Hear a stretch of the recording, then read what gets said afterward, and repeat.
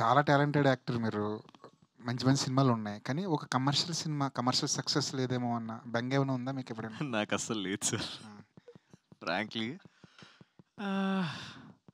But నాకు commercial అంటే sir నాకు సాంగ్స్ అలా కాదు. My meaning of commercial is like ఒక ఫిలింని ప్రాపర్‌గా లాజిక్‌తో తీయాలి. జనాలందరికీ నచ్చేలా తీయాలి. ఏం సెన్సిబిలిటీస్ కోల్పోకుండా. That is commercial for me యాక్చువల్‌గా. మరి చూడాలి. I am trying for thought. Already try చేస్తున్నాను. చూడాలి how it goes. All the best అండి. థ్యాంక్ యూ అండి.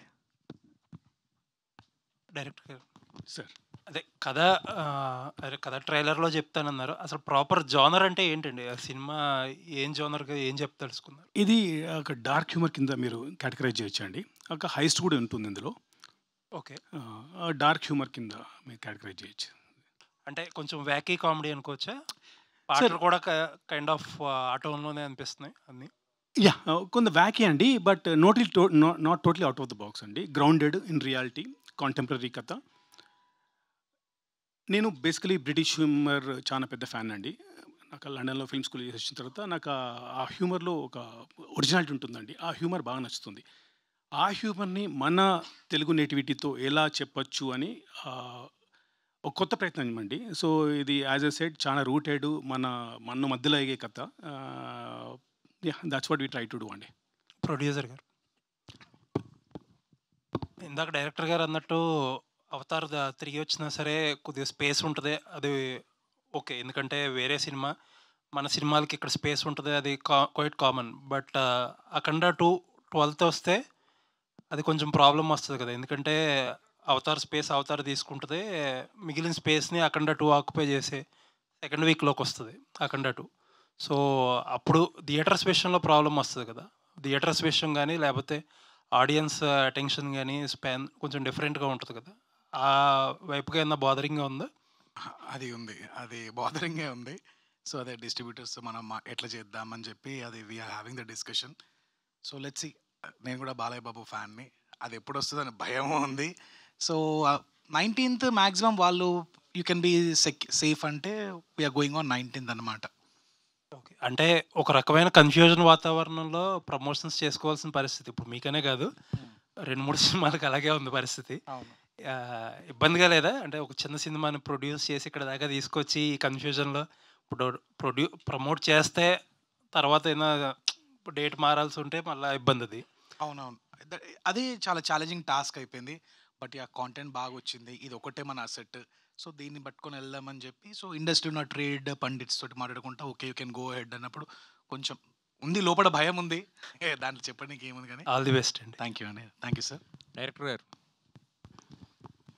సార్ మీ టీజర్ ఎన్నిసార్లు చూసినా కూడా చాలా కామెడీగా అనిపిస్తుంది. రిపీటెడ్గా ఏదో ఒక టైం, అంటే ఆల్రెడీ చూసేసినా కూడా ఎక్కడో చోట నవ్వుతూనే ఉన్నాం. Thank you sir. Already 3 comedians from మీరు తమిళ ఇండస్ట్రీ నుంచి తీసుకున్నారు కదా. అవునండి. సో కామెడీ ఎక్కడన్నా కూడా హాస్య గ్రంథులు అనేది ఒకే రకంగా పనిచేస్తాయి.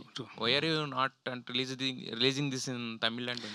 వీఆర్ కన్సిడరింగ్ ఇట్ అండి. We're talking to Tamil distributors. ఎందుకంటే మేము ప్యారలల్ రిలీజ్ చేద్దాం అనుకుంటున్నాము, బట్ ఇంకేది కన్ఫర్మ్ కాలేదు.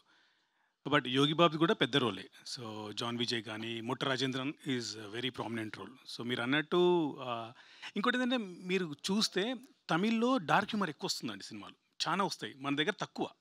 సో వాళ్ళకు నాకు తెలిసి వాళ్ళకి డార్క్ హ్యూమర్ ఎక్కుతుంది అని నా ఫీలింగ్. విల్ ట్రై అండి, విల్ ట్రై. దశరెడ్డి గారు, చెప్పండి సార్. మీ పేరు పలకడం మొదలు పెట్టంగానే ఎవరో ఒకరు రకరకాల రియాక్షన్స్ ఇస్తూ ఉంటారు. సో అయితే ఈ సినిమాలో ఏంటో, అంటే ఇంత యంగ్గా ఉన్నారు మీరు చూడడానికి, అక్కడేమో ముసలాన్ని చేస్తారు ఎందుకలా?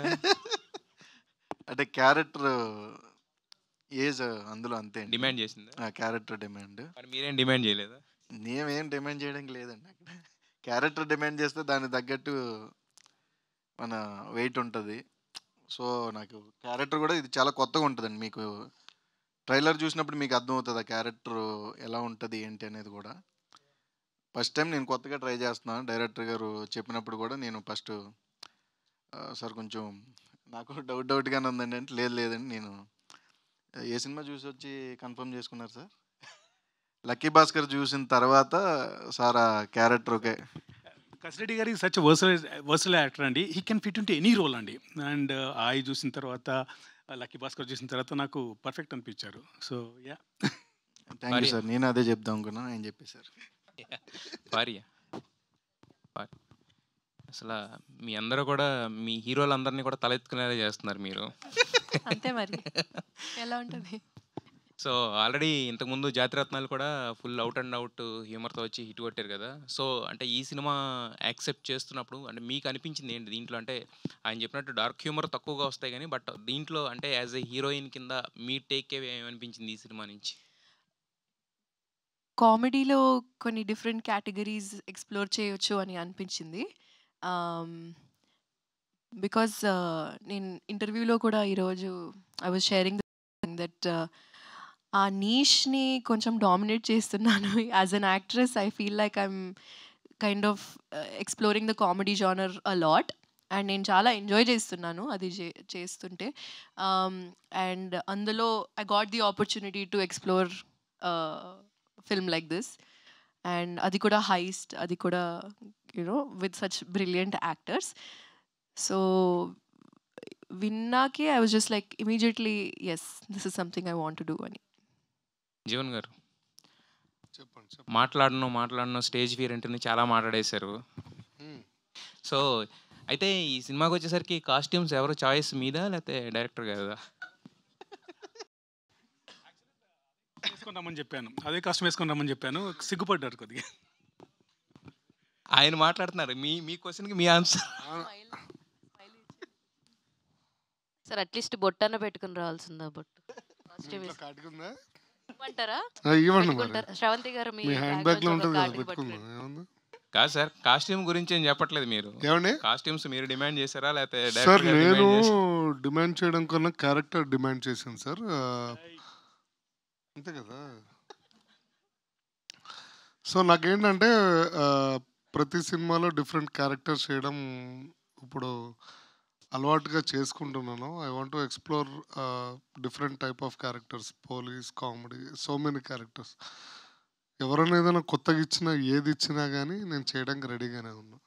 సో అట్లా డైరెక్టర్ గారు ఎప్పుడైతే స్టోరీ నేరేషన్ ఇచ్చారో నాకు చాలా బాగా అనిపించింది. కథలో పొటెన్షియల్ ఉంది సార్, నేను చేస్తాను సార్, కాస్ట్యూమ్స్ ఇది సార్, ఇది సార్, అదే అంటే సార్ మేము కూడా అదే అనుకున్నాం సార్, మీరు ఎట్లా ఆలోచిస్తున్నారు సార్ అంటే స్టోరీ మీరు చెప్పారు సార్, అందులో తెలిసిపోతుంది అని చెప్పా.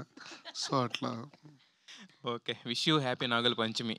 థ్యాంక్ యూ అండి. Thank you. All the best to the entire team అండి. థ్యాంక్ యూ అండి. మురళి గారు సార్. హాయ్ అండి. సో ఫస్ట్ ఆఫ్ ఆల్ చాలా ఇంట్రెస్టింగ్గా ఉంది, చాలా క్వశ్చన్ మార్క్స్ ఉన్నాయి కొంచెం చూస్తుంటే. ఇందాక అన్నట్టు ఈ టైప్ ఆఫ్ జోనర్ని కట్ చేయడం చాలా కష్టం. అయితే I think this is the first film for Yogi Babu గారు తెలుగులో. సో ఏం చెప్పి ఒప్పించారు? ఇప్పుడు దాకా ఆయన చాలా డబ్ వర్షన్స్లోనే చాలామంది ఆయనకి ఫ్యాన్స్ ఉన్నారు, బట్ ఇది ఫస్ట్ టైం మీరు తెలుగులోకి తీసుకురావడం, ఆయనకి ఏం చెప్పారు? ఫస్ట్ కథ వినగానే ఆయన రియాక్షన్ ఏంటి అంటే ఏం చెప్తారు? ఈ క్యారెక్టర్కు మాకు ప్రామినెంట్ పర్సనాలిటీ కావాలండి. తెలుగులో చూసాము, చూసిన తర్వాత ఐ డోంట్ నో, సినిమా మొత్తం కొత్త ఫ్లేవర్లో ఉంది. Why not get some other comedian అని చెప్పినప్పుడు we're exploring the option. Then Yogi Babu అనిపించారు, but it was tough task to reach him, then convince him, get the dates and all. So వెళ్ళాము, కథ చెప్పాము. He loved it and he hugged me instantly. And that's was like very much happy with it. Then I said, you have to wait, at least cinema అవుతుంది. ఇంకొకటి విజయ్ గారి cinema అనుకుంటాను అవుతుంది, బన్నీ గారి cinema, Vijay గారి సినిమా అవుతుంది. Then have to wait for dates. అంటే we waited అండి, ఎందుకంటే ఆ character demanded that kind of actor. So we waited at least for 3 months. Then we got him అండి. Is happy, we are happy. అంటే తెలుగు డబ్ చెప్పేటప్పుడు కానీ ఆయనకి ఏమైనా ఇబ్బంది? తనకు తెలుగు రాదండి, మీకు ఆల్రెడీ అర్థమవుతుంది. హిందీ కూడా రాదు తనకు, ఇంగ్లీష్ కూడా రాదు. Luckily we had a co director who knows Tamil, and మన నారాయణ గారు కూడా, ఈపీ గారు కూడా తమిళ్ వచ్చండి. And so that way we managed it. ఆయన బాగుని చెప్తే హీ ఇంప్రొవైజెస్ ఎ లాట్ అండి. అసలు చాలా అంటే ఆ ఎక్స్పీరియన్స్తో, ఆయన కామెడీ టైమింగ్తో ఆయన ఓన్ చేసుకొని చెప్పేస్తారండి. It was a cake walk for us. Apart from the language everything was cake walk for us. మీ కాస్టింగే చెప్తుంది మీ సినిమా ఎంత మాట్లాడుతుంది అన్నది. ఆల్ ద వెరీ బెస్ట్ అండి. థ్యాంక్స్ అండి. నరేష్ గారు, ఐ థింక్ మీరు ఇప్పుడు దాకా పిక్ చేసుకున్నటువంటి అన్ని కథల్లో కల్లా ఈ క్యారెక్టరైజేషన్ చాలా డిఫరెంట్గా అనిపిస్తుంది. Is it true? అంటే కొంచెం నాయిస్ ఉంటుంది ముందు చేసిన ఫిలిమ్స్ మీద, అదే కొంచెం ఎక్స్ట్రోవర్ట్ ఉంటాడు కొంచెం. ఓకే, ఆధిపత్యం కూడా చలాయిస్తున్నట్టుగా ఉంది వాళ్ళందరి మీద. అలా ఏం లేదండి, మీకు సినిమా చూస్తే అర్థం అవుతుంది. చంపేసి వీళ్ళందరూ. అలా ఏం లేదు.